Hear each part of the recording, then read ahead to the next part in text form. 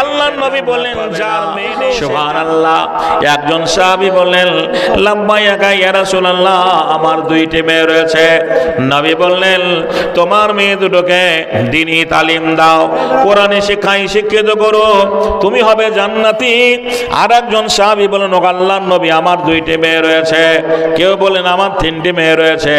ওই সভাতে ওই মজলিসে যত সাহাবী ছিলেন সবাই এক এক করে আল্লাহর নবীর কাছে গিয়ে বললেন, কিন্তু একটা নবদীক্ষিত সাহাবী অল্প দিন হলো মুসলমান হওয়া, ঈমান আনা, আল্লাহর নবীর কাছে ডুকরে ডুকরে কান্না করতে লাগলেন। নবী বলেন আবু দারদা তুমি কান্না করো কেন? আমার বক্তব্যে আমার কথায় সব আনন্দে আত্মহারা, তোমার চোখে জল।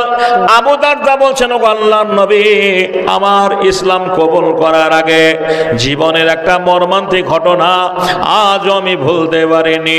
নবী জানতে চাইলেন।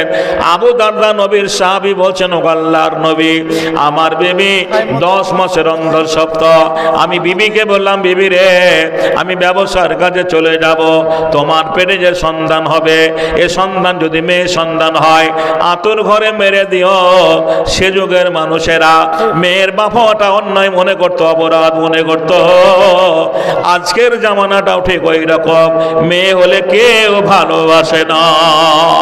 অথচ আল্লাহ রাসূল বলেছেন যার মেয়ে নেই সে জান্নাত পাবে না, জান্নাত পাবে না। সুবহানাল্লাহ। যার একটা মেয়ে আছে সে জান্নাত পাবে, যার দুইটি মেয়ে আছে সে জান্নাত পাবে। বর্তমান জামানায় আজকে কোনো ছেলের যদি পরপর দুটো মেয়ে হয় তাহলে সুবহানাল্লাহ জি তার মাথা কি বলছেন আবার খারাপ হয়ে যাবে। বন্ধুরে আমার, ভাইরা আমার, অথচ আল্লাহ নবীর 4টা মেয়ে ছিল। নবীর কটা মেয়ে? নবীর 4টা মেয়ে ছিল। একটা মেয়ের নাম রোকাইয়া, একটা মেয়ের নাম জয়নব, একটা মেয়ের নাম উম্মে কুলসুম, আর একটা মেয়ের নাম ফাতেমা। আল্লাহর নবী এই 4টা মেয়েকে কত ভালোবাসা দিয়েছেন। সময় পেলে আপনাদের সামনে একটা একটা করে আলোচনা করব। খালার আমার, মায়ের আমার, নবীর স্বামী কি বলছেন আবু দারদা কেঁদে ফেললেন। আল্লাহর নবী তার জীবনীটা জানতে চাইলেন। আবু দারদা যেটা আল্লাহর নবীকে শুনিয়েছিলেন, আমি বাংলা ভাষী মানুষ, সেটাই আপনাদের সামনে হুবহু বাংলায় বলবো। আবু দারদা বলছেন ও আল্লাহর নবী আমি ব্যবসায়ী মানুষ, বিবিকে বললাম বিবি রে মেয়ে হলে দুনিয়ার বুকে মেরে দিও, ছেলে হলে দুনিয়াতে রাখিও। তাই ও আল্লাহর নবী এই কথা বলে আমি বড় লম্বা সফর ব্যবসার কাজে চলে গেল। 12 বছর পার হয়ে গেল। ব্যবসা করে বাড়ি ফেললাম, দেখি আমার বিবি একাকী যেন ঘর দোর পরিষ্কার করছে। আমি রাত্রে বাড়ি ফেললাম, আমার বিবিকে বললাম বিবি রে আজ থেকে 12 বছর পূর্বে তুমি গর্ভবতী ছিলে, সেটা ছেলে হয়েছে কি মেয়ে হয়েছে, বেঁচে আছে কি মারা গেছে বলো। ও আল্লাহর নবী আমার বিবি আমার হাতটা ধরে কাঁদতে লাগলো, কেঁদে বলল স্বামী গো আমি যে জননী মা, ছেলে হলো আমার সন্তান, মেয়ে হলো আমার সন্তান, আমি তোমার কথা বেমালুম ভুলে গেছি, রাখতে পারিনি। স্নেহ মায়ায় ভালোবাসায় আমি আমার মেয়েটাকে বড় করে তুলেছি, তুমি আসবে ভেবে ও আমার মেয়েটাকে আমি বাপের বাড়িতে রেখে এসেছি।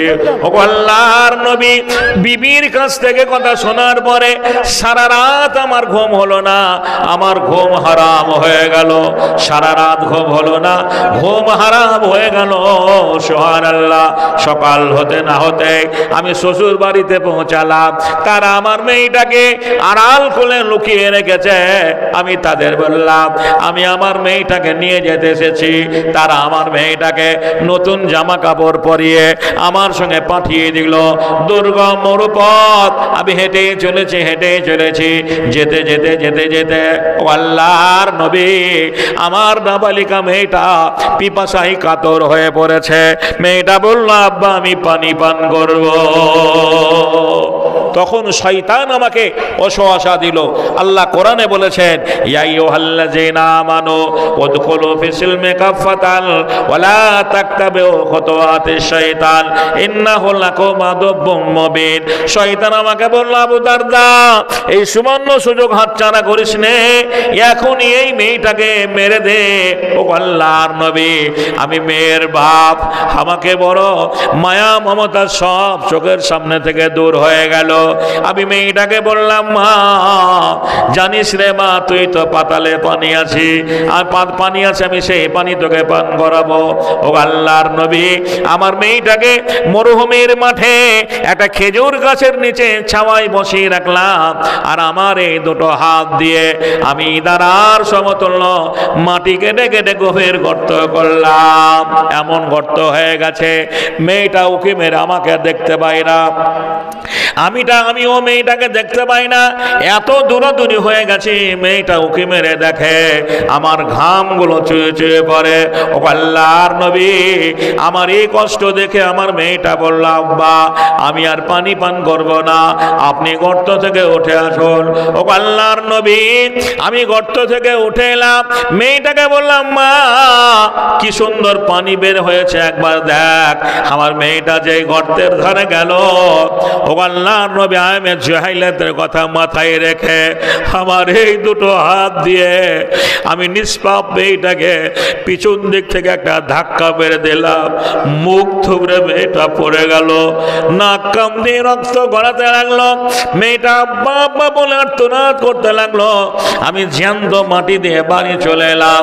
যদি আমি জানতাম আমার মেয়েটা যে যার মেয়ে নে সে জান্নাত পাবে না, আমি কখনো কোনো দিন এই দুটো হাত দিয়ে আমার মেয়েটাকে হত্যা করতাম না। খালার আমার, মায়ের আমার, আল্লাহর নবী মেয়েদের ইজ্জত দিয়েছেন, মেয়েদের সম্মান দিয়েছেন। একটা মেয়ের জান্নাত তার স্বামীর পায়ের নিচে বলেছেন সুবহানাল্লাহ। ও আমাইপুরের খালারা মায়েরা, খবরদার এমনটা করবেন না। সুবহানাল্লাহ, 63 বছর বয়স আল্লাহর নবী দুনিয়া থেকে চলে গেছেন। মা খাদিজা জগৎ জননী নবীকে যখন বিয়ে করলেন বয়সটা 40 বছর ছিল, আল নবীর বয়স ছিল 25 বছরের যুবকের জন্য 40 বছরের বিধবা মহিলাটা দুর্গম মরুপথ। সুবহানাল্লাহ, চেটিয়াল ময়দান, বাটা কোম্পানি যুদ্ধ ছিল না, অজান্তার হাওয়াই ছিল না। মা খাদিজা সুবহানাল্লাহ স্বামী পরাণ মেয়ে বিশ্ব নবীর জন্য দুবেলা ওই হেরা গুহায় খাবার বয়ে নিয়ে যেতে।